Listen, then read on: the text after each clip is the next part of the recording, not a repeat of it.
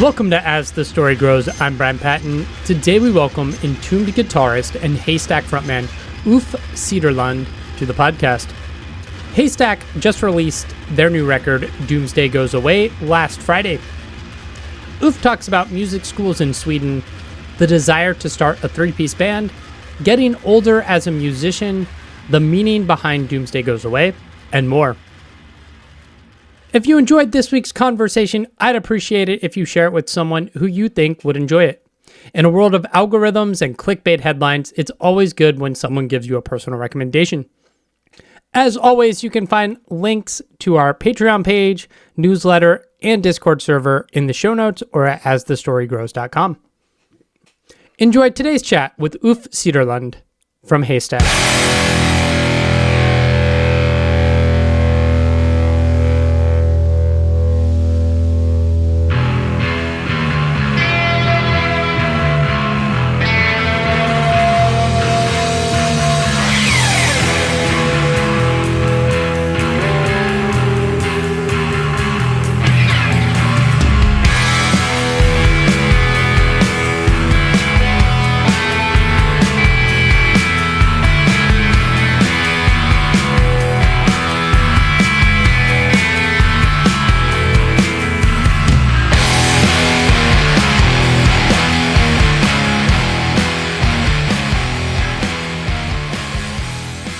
Where are you currently in Sweden?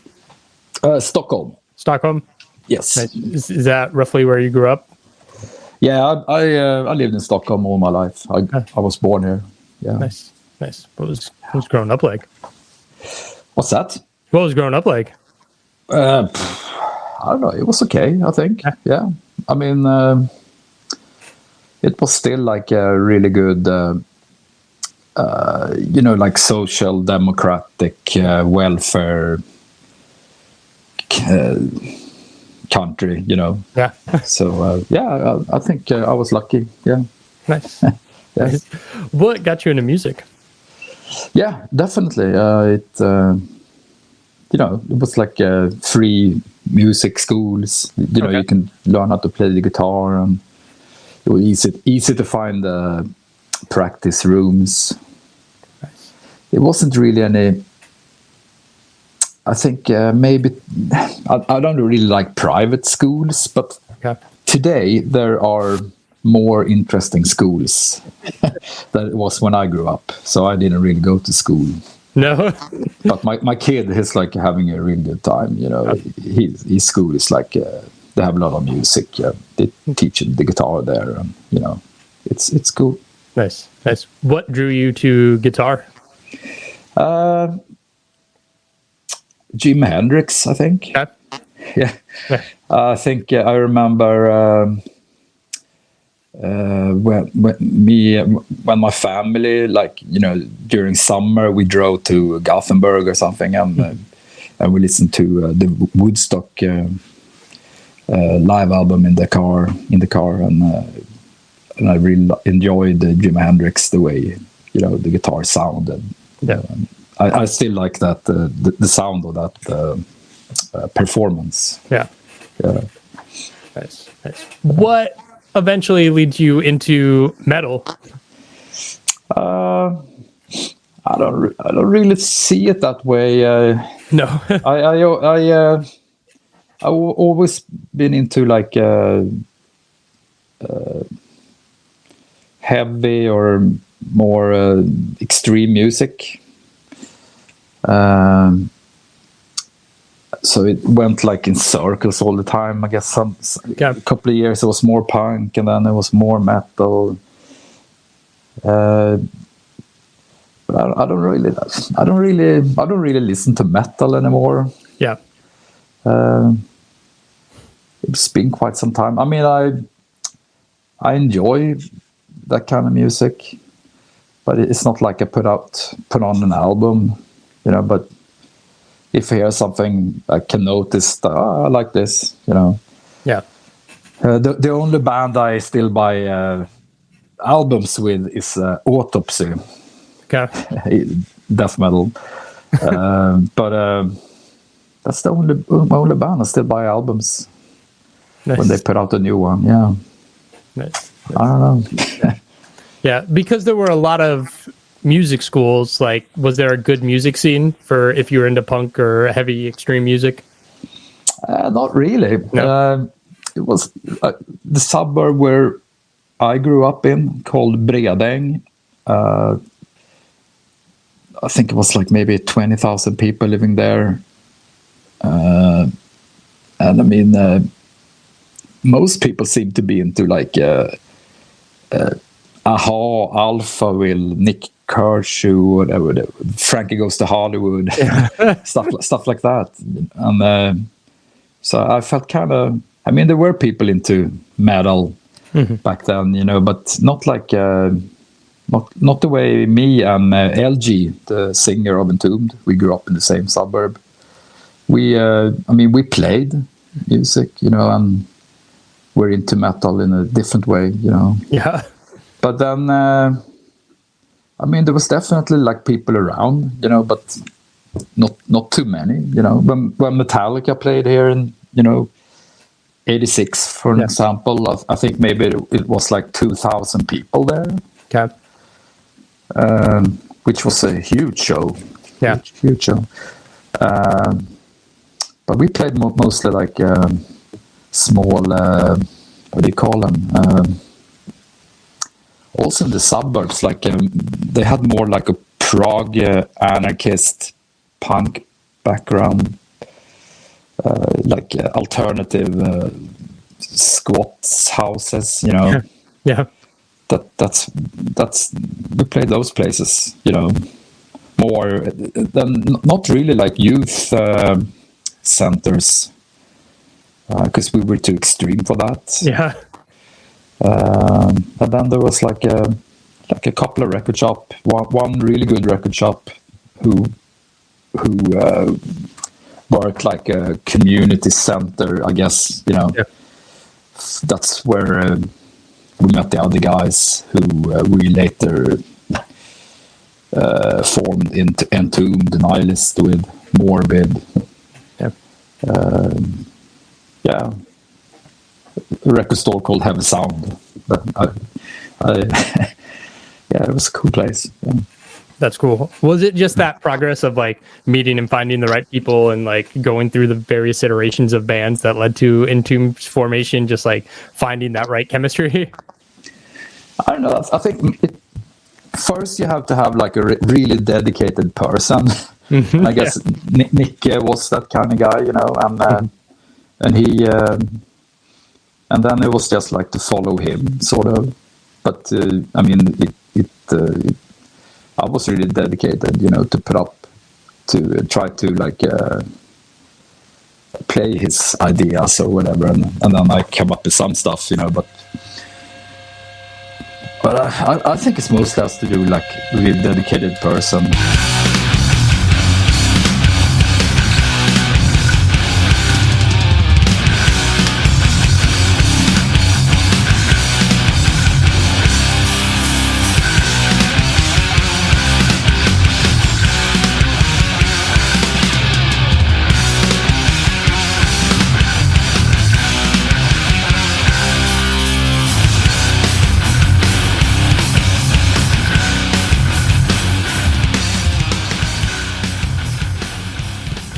But then Sweden back then also, like, we have to remember that social democratic period for like 40 years or something, because every little town in Sweden had like rehearsal places.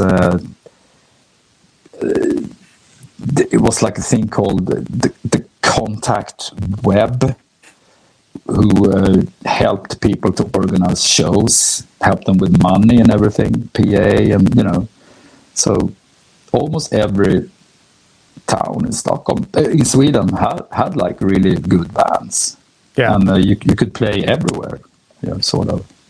It was really interesting. Now it's not that much of that left now. Yeah. It's much different. I think that's because that helped a lot, you know, for kids to, you know, progress and Yeah, there's a support system in place that didn't look down on you for making extreme music. It was trying to help and lift you up, which is great. Strange, because stateside, it's like they fuck these metalheads, right? I don't know how it's in the rest of the world if they have the same thing. Yeah. You know?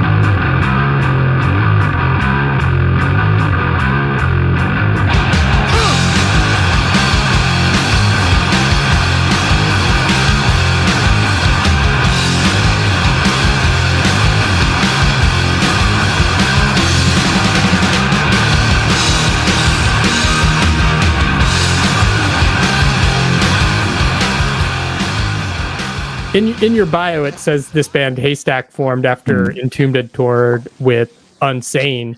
What was it about, more or less? What was it about that tour, that style, that led you to want to do something different? I always wanted like a 3-piece band, because I like Jimi Hendrix, also Dinosaur Jr. I always liked the 3-piece sound. And I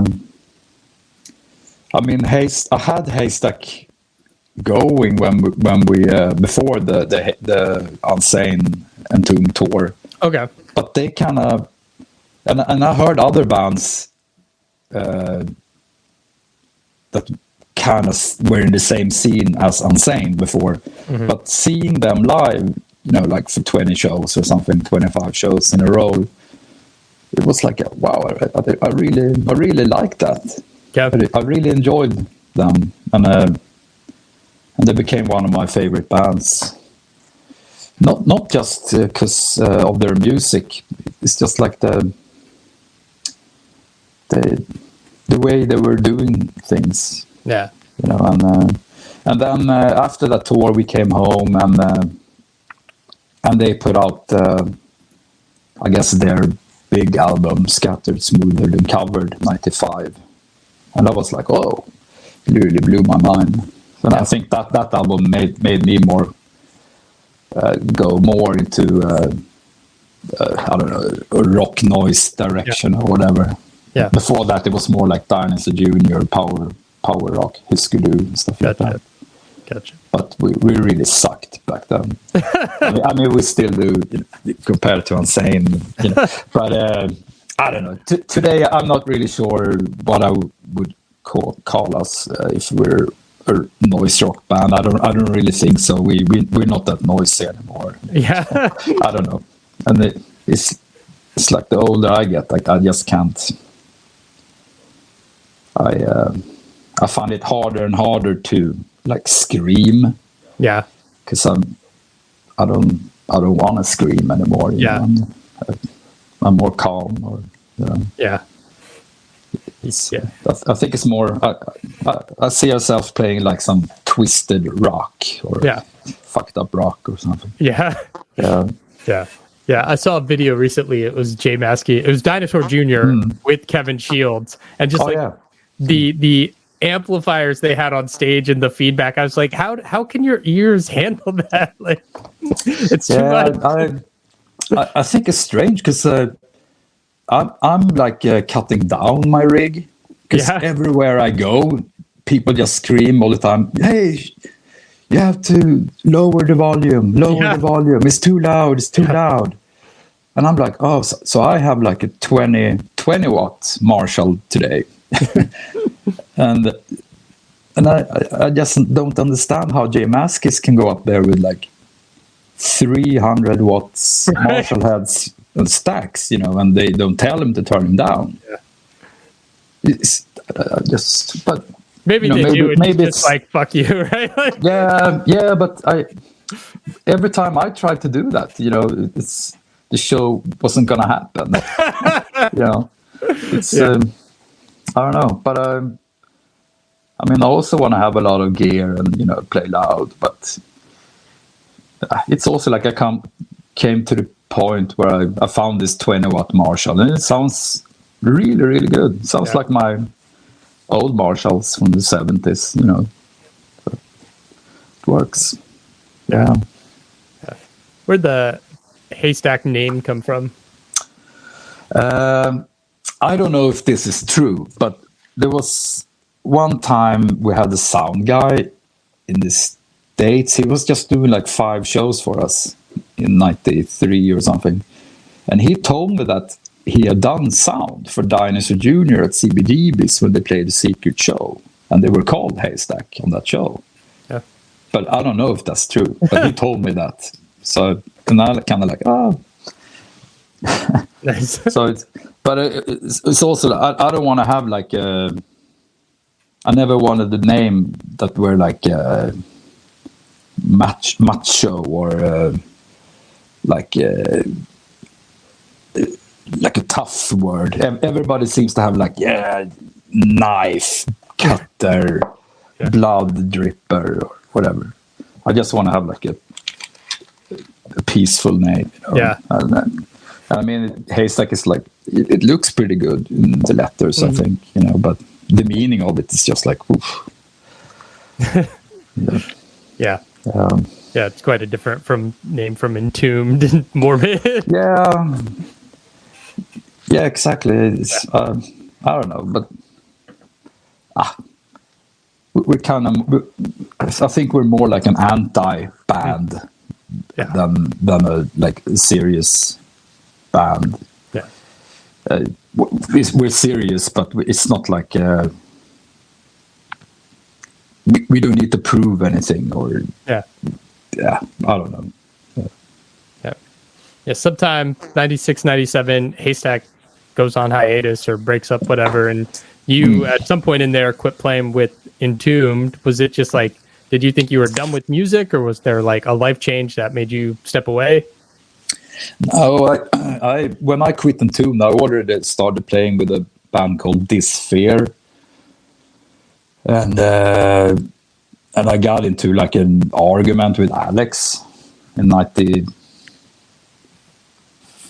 2005, I think. Summer 2005. Yeah, that was it.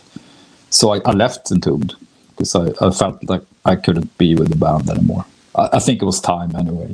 I was sick of it. But then I played with Disfear for a few years, and then our bass player died in that band. And me and the drummer in Disfear had another band called Swarm of Souls also.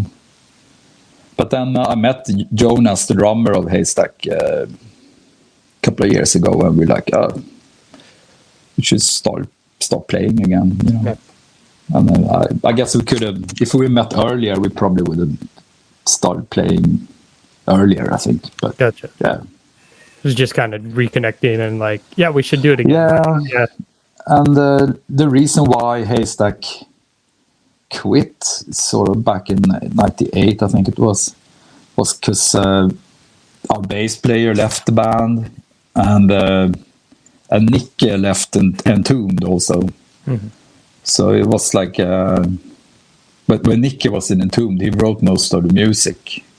So it felt like I could have another band. But when he left, it was more like, it felt like I had to concentrate more on Entombed. So I didn't really have time for Haystack. And we kind of didn't really know what we were going to do anyway. Yeah. If we're going to, it was a strange time. Yeah.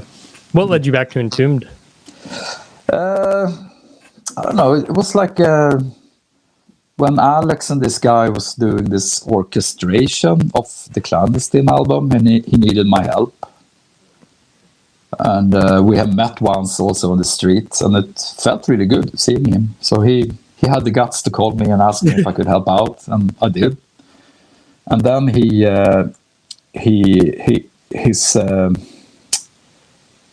almost died, Alex. Oh shit. He was like, I don't know what it's called.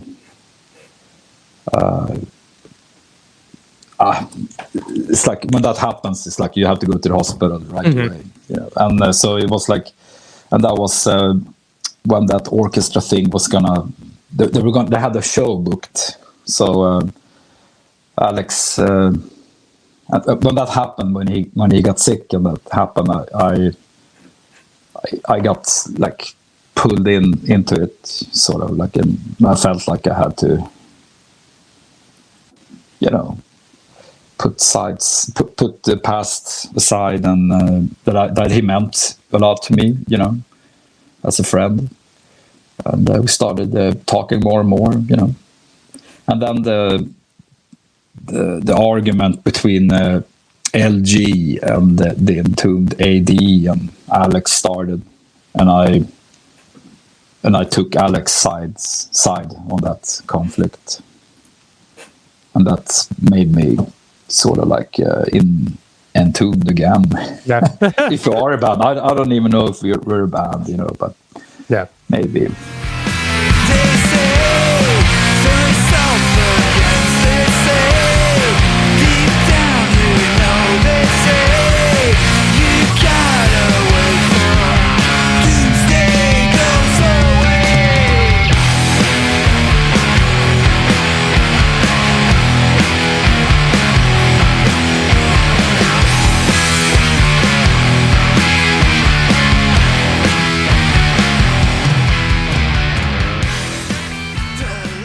The new Haystack record is called Doomsday Goes Away. That's a very positive outlook. It's because you don't live in America, I'm sure. Every day feels like Doomsday here.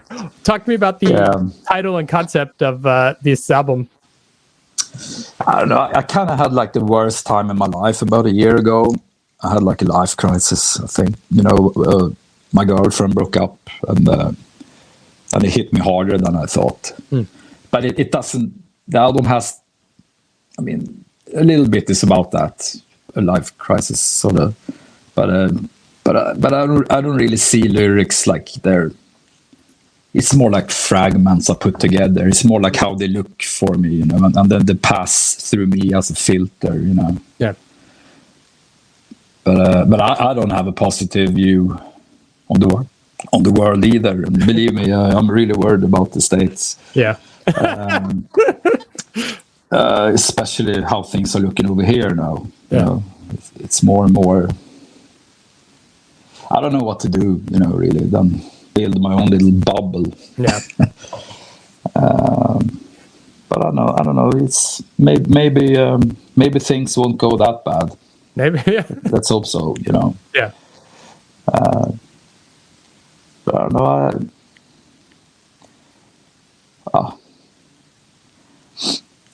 Most like the Doomsday Goes Away thing is mostly like when we wrote that song, and I always start to sing really early before I have lyrics, and I ended up singing that phrase on that particular spot in that song.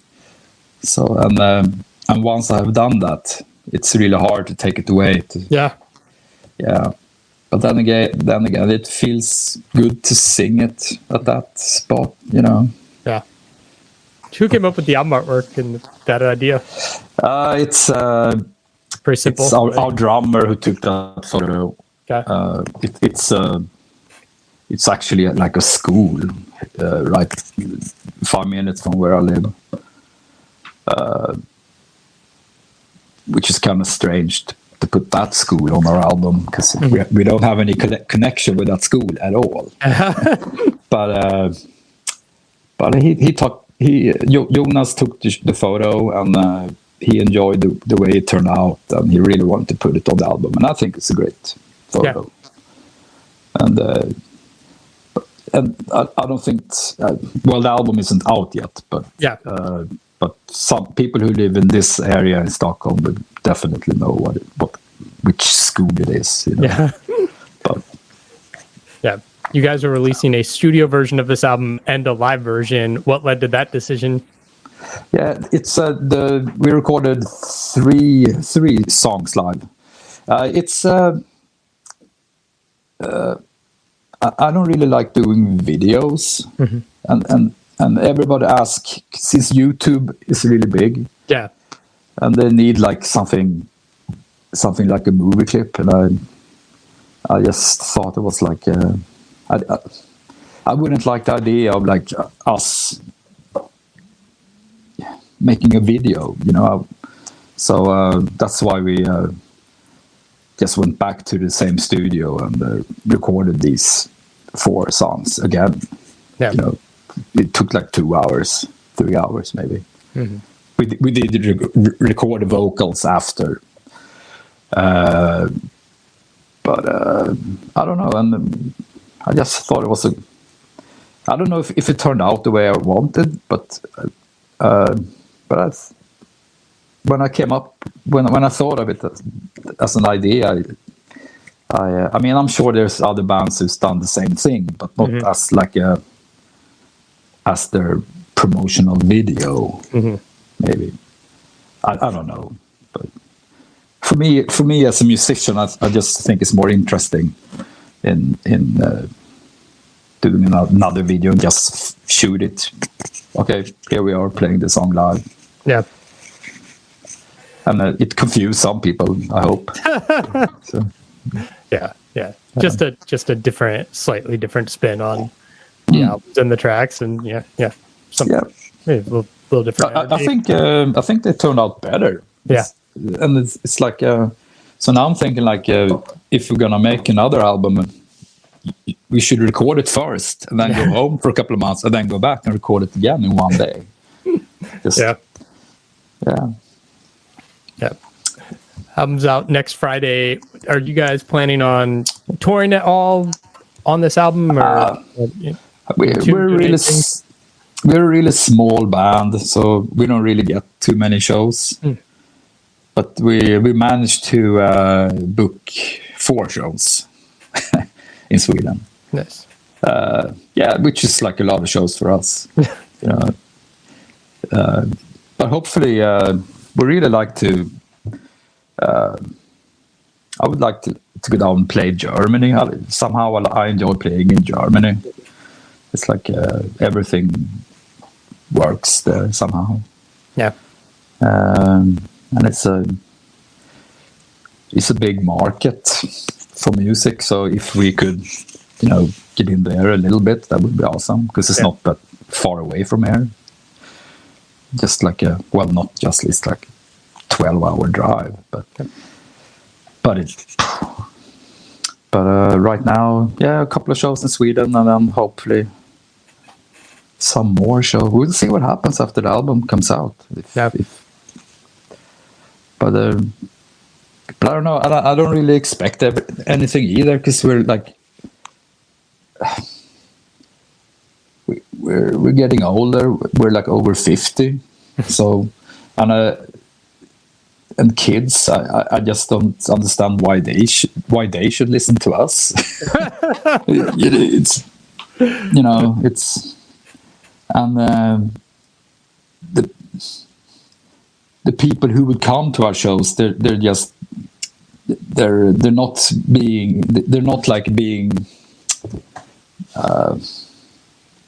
fewer and fewer, because they're getting older, Yeah.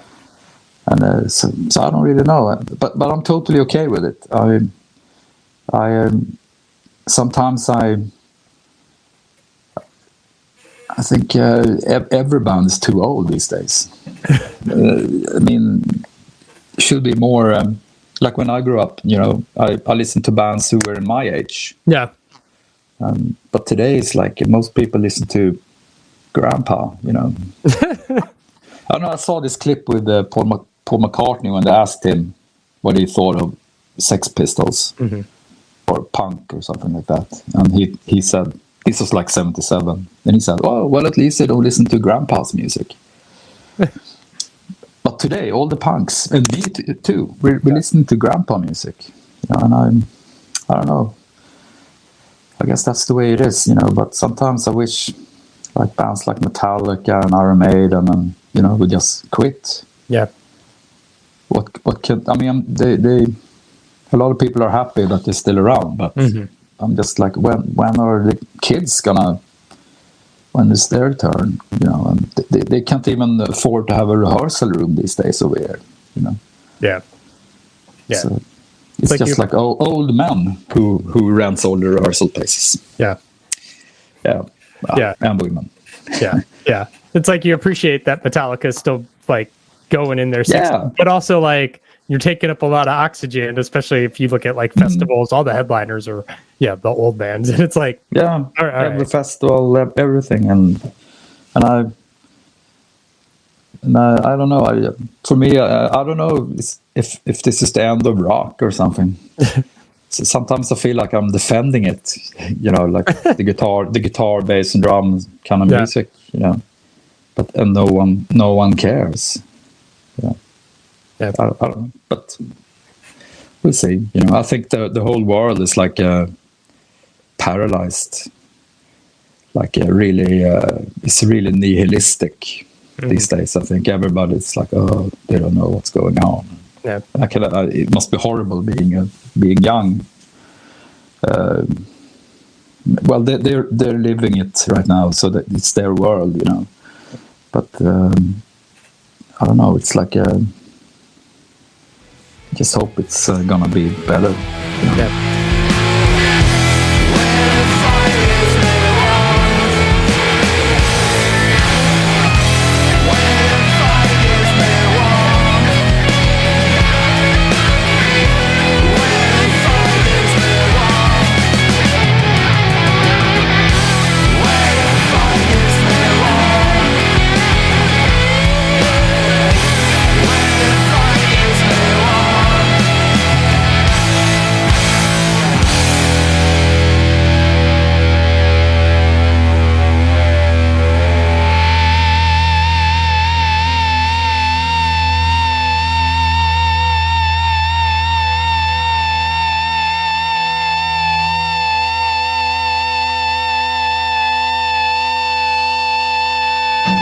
Thanks for listening to As the Story Grows. Our intro music was written and composed by Jeremy Hunt. The As the Story Grows theme is by Bob Nana. If you like what you hear, subscribe wherever you get your podcasts and give us a rating and review. If you'd like to support the show financially, you can join us at patreon.com/asthestorygrows. Be a part of our community and join the ongoing conversation over on Discord. If you enjoy this episode, share it on social media with your friends. Much appreciated, and thanks for listening. I never felt so young and alive as when I'm diving into a